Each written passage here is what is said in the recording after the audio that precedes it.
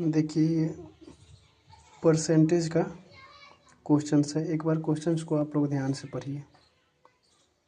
Out of his total income mister Kapoor spend 20% on house rent and 70% of the rest on house hold expense. If he save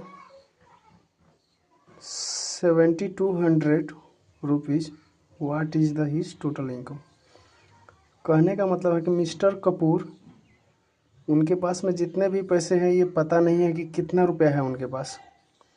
जितना भी है उसका क्या करते हैं कि 20% खर्चा कर देते हैं घर के रेंट पे, और जो बच्चा शेष राशि उनके पास रह जाता है उसका क्या करते हैं कि 70% बचे राशि का कितना 70% वो क्या कर देते हैं कि घर के और खर्चे पे खर्च कर देते हैं।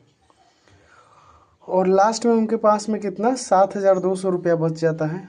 और इसमें पूछा गया है कि आखिर उनके पास में पैसा रहता है कितना है, जिसमें खर्चे के बाद में वो 7200 बचा है।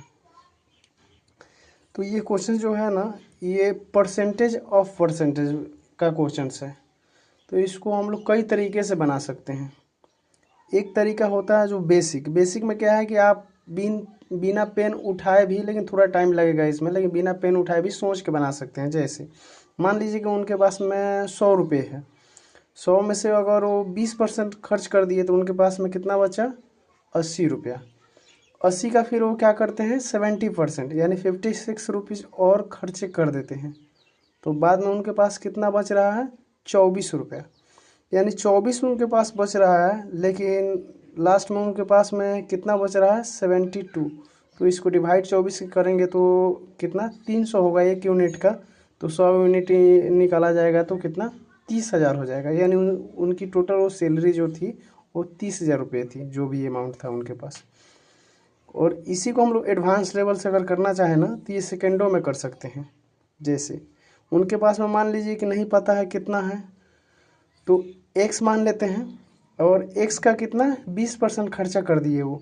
अगर 20% खर्चा कर दिए हैं तो बचा कितना 80%, तो 80/100। और फिर क्या कह रहा है कि बचे राशि का कितना 70%, तो बच्चे का भी अगर 70% खर्च कर दिए तो उनके पास में कितना बचा 30%, तो 30/100।